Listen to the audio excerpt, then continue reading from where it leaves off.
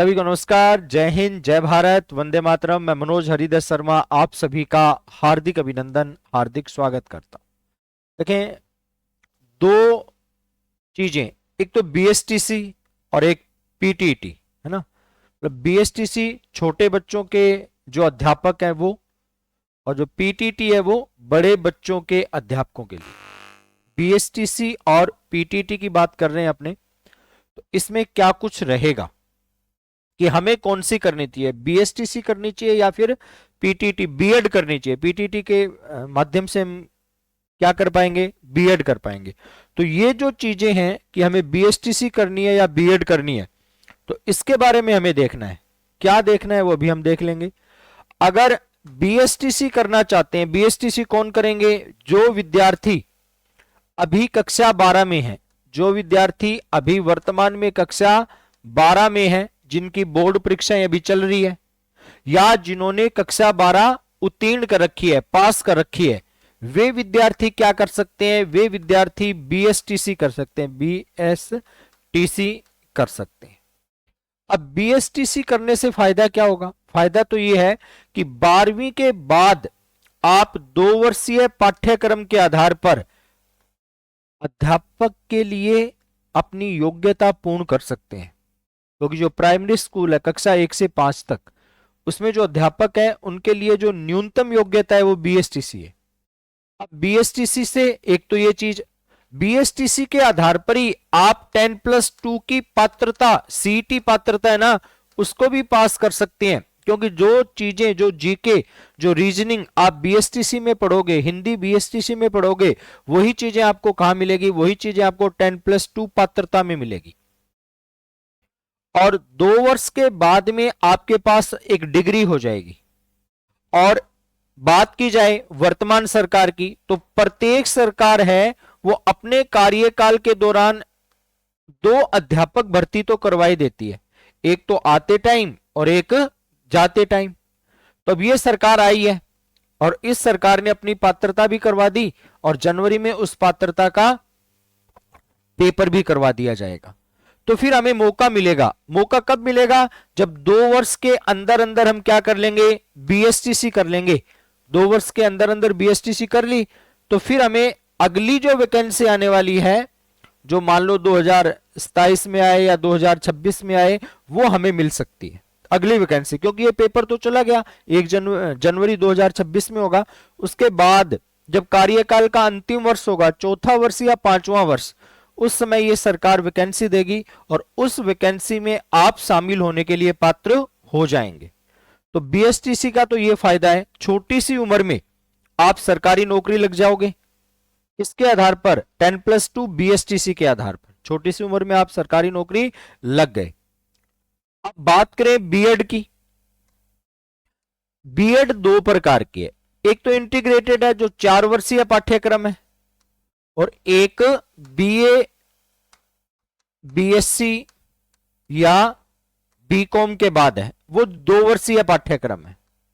4 वर्षीय पाठ्यक्रम और 2 वर्षीय पाठ्यक्रम। ऐसा भी हो सकता है कि जिन विद्यार्थियों ने 12वीं की हो वो इंटीग्रेटेड बीएड में एडमिशन ले ले, तो 4 साल में उनकी बीए भी हो जाएगी, बीए, बीएससी, बीकॉम भी हो जाएगी, और आपकी अध्यापक पात्रता परीक्षा है, मतलब बीएड है, वो भी आपकी कंप्लीट हो जाएगी। और इधर बीए, बीएससी के बाद में आपको 2 वर्ष का टाइम लगेगा। जिन्होंने बीए कर रखी है वो बीएड कर सकते हैं, उनको बीएसटीसी करने की आवश्यकता नहीं है। क्योंकि अगर आप बीएड करोगे तो आपके पास विकल्प बढ़ जाएंगे। आप ग्रेड 3 में जा सकते हैं, ग्रेड 3 में आप जा सकते हैं, आप ग्रेड 2 में जा सकते हैं, क्योंकि बीए बीएड के आधार पर आप 2nd ग्रेड की तैयारी कर लेंगे। और अगर आपने एमए कर रखी है तो फिर आप ग्रेड 1 में भी जा सकते हैं। एमए, एमएससी, एमकॉम कुछ भी कर रखा है तो फिर आप ग्रेड 1 की तैयारी भी कर सकते हैं। दोनों विकल्प हैं। बीएसटीसी शॉर्टकट है, बीएसटीसी में कम टाइम में अध्यापक पद की योग्यता आपके पास आएगी और अध्यापक आप लग जाओगे। ये एक बड़ी प्रक्रिया हो जाएगी इधर, लेकिन यहां विकल्पों की संख्या ज्यादा है। ग्रेड 3 भी है, ग्रेड 2 भी है, अगर एमए कर रखी है तो ग्रेड 1 भी है। तो फॉर्म दोनों के शुरू हो चुके हैं, बीएसटीसी के भी फॉर्म शुरू हो चुके हैं और बीएड के भी फॉर्म शुरू हो चुके हैं। अब दोनों चीजें मैंने आपको बता दी, आप किसका फॉर्म भरवाना चाहेंगे वो आपकी इच्छा पर निर्भर करता है। बात करें बीएसटीसी की और पीटीटी की, दोनों में एक विषय आता है शिक्षण अभिरुचि। शिक्षण अभिरुचि दोनों में आएगा, बीएड में भी आएगा और बीएसटीसी में भी आएगा। शिक्षण अभिरुचि में जो पहले पाठ्यक्रम होता था उसमें बदलाव कर दिया गया, अब पाठ्यक्रम थोड़ा अपडेट वर्जन का आ गया है ना। शिक्षण अभिरुचि है वो अपडेट आ गई, और इतनी अपडेट आ गई कि वो साइकोलॉजी से मिलती जुलती कर दी, साइकोलॉजी से मिलती जुलती चीजें कर दी शिक्षण अभिरुचि में। जैसे जो अपनी बीएसटीसी वाला है इसमें शिक्षण अधिगम, देखें कौन कौन से टॉपिक दे दिए, एक तो दे दिया शिक्षण का, एक दे दिया अधिगम का, शिक्षण अधिगम, नेतृत्व, नेतृत्व ग्रेड फर्स्ट का टॉपिक है, स्कूल मैनेजमेंट में आता है नेतृत्व, नेतृत्व दे दिया।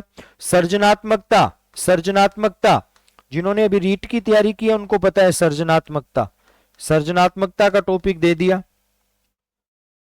उसके बाद में सतत व समग्र मूल्यांकन, बताएं सतत व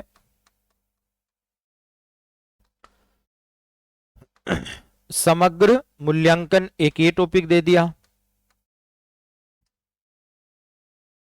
संप्रेषण, संप्रेषण भी फर्स्ट ग्रेड में भी है और ग्रेड थर्ड में भी है, यहां पढ़ लोगे फिर दोबारा आपको पढ़ने की आवश्यकता नहीं, वही चीजें वहां पे काम आएगी। संप्रेषण और सामाजिक संवेदनशीलता ये टॉपिक दे रखे हैं रीट में, अपने उसमें भी आएंगे बीएसटीसी में और बीएड में भी, सामाजिक संवेदनशीलता। ये सारा सिलेबस बीएसटीसी के अनुसार है। जीके भी आएगी है ना, दोनों में जीके भी आएगा, दोनों में अपना रीजनिंग भी आएगी है ना, रीजनिंग तर्क शक्ति। हिंदी दोनों में आएगी, कॉमन सब्जेक्ट ही है, हिंदी दोनों में आएगी और शिक्षण अभिरुचि दोनों में आएगी। ये अपना सिलेबस रहेगा। दोनों का बता दिया मैंने कि बीएसटीसी में कम टाइम में आप अध्यापक लग जाओगे, थोड़ी सी तैयारी कर लोगे। बीएड की प्रक्रिया थोड़ी बड़ी रहेगी लेकिन विकल्पों की संख्या ज्यादा रहेगी, फर्स्ट ग्रेड, सेकंड ग्रेड और थर्ड ग्रेड। एमए कर रखिए, एमए, एमकॉम या एमएससी, तो आप फर्स्ट ग्रेड के पात्र भी रहेंगे। अब देखें इसमें से कौन सा पार्ट रहेगा अपना, मैं आपको करवाऊंगा शिक्षण अभिरुचि। चाहे आप बीएसटीसी की तैयारी करें, चाहे आप बीएड की तैयारी करें, एक क्लास होली के बाद, कब से शुरू कर देंगे अपने, होली के बाद से, होली के बाद एक क्लास शिक्षण अभिरुचि की आपको मेरे यूट्यूब चैनल पर मिलेगी लाइव। टाइम मैं आपको बता दूंगा, ये टॉपिक अपने करेंगे खूब डिटेल से। तो अभी के लिए इतना ही। जय हिंद, जय भारत, वंदे मातरम।